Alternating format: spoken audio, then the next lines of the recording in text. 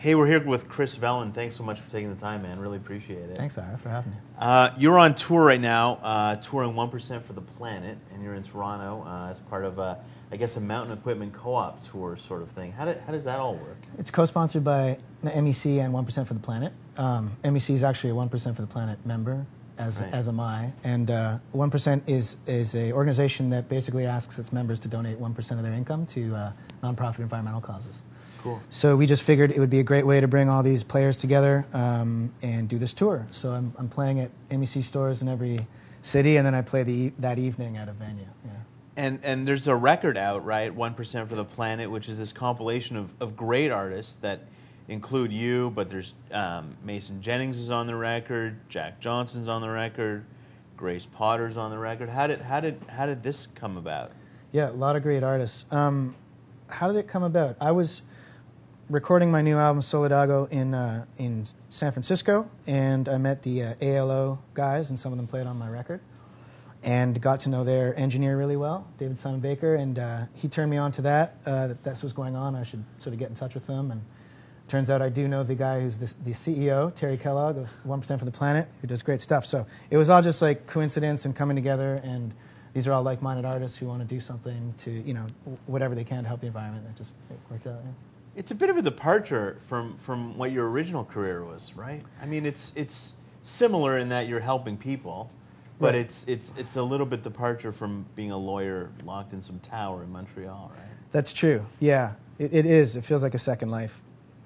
What altogether? But what happened? How did the decision get made that you were going to hang up your tie and get on the road with a guitar? Well, I think it was. I went into law thinking that I would be interested in doing it, and I was interested in doing nonprofit environmental law. So that's where the connection comes in. I do a lot of like playing in the outdoors, and it's always been a passion of mine. So, but what happened was, I think my heart just wasn't into it. I was like writing songs when I should have been writing memos, and I played in a band in Montreal with my two younger brothers all through law school, and music was always there, and I needed to just wake up to the fact that it's really what I wanted to do. So I got as far as doing the bar in British Columbia, and then didn't get hired back. And at the same time, a chance came up to go to a documentary film with two friends from college, and that blossomed into the Refugee All-Stars project. I don't know if you've heard of them. Yeah. A group of refugees from Sierra Leone who are musicians, and we made a documentary about them, and I ended up producing their first album. They have two now, right? They're on their second one. Right. Yeah. Steve Berlin just produced it, and it was done in New Orleans, and they're touring. They went on to tour all through North America, Europe, Asia, and so I came back from that trip to West Africa in Guinea and Sierra Leone, pretty transformed. It was a very life-changing event, and it just put me that much more in connection with my own music, and I guess the need, what had always been there, I just hadn't opened my eyes to, which was all I really want to do is play music. So. Solidago is your third record, right? It is, yes. And are all the records, and excuse me for not knowing, are all the records of the same singer-songwriter ilk, where the basis is you playing an acoustic and layering on lots of other sounds? Actually, they're all recorded with bands, right. and really good players from various areas. Like the first two were recorded in Montreal, and this one was recorded in the Bay Area. What I'm doing now with the looping, it started off when I opened for Andrew Bird, I think in 2004, and I saw what he was doing, and I dug it, and it turned me on to this idea that I could go out and tour solo and still be able to create interesting arrangements. And it kind of stuck for heading out and touring on the road, because it's a way of being lean and mean and keeping your overhead down.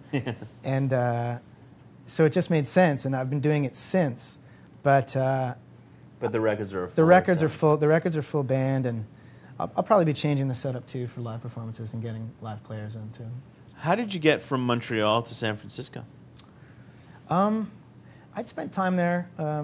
I was traveling after college, and then I ended up in San Francisco for about half a year and had good friends who ended up there, and I really loved it. I kind of fell in love with it. And then I opened for ALO on the East Coast and asked them, do you know any producers? I was looking for producers and studios to record this album at.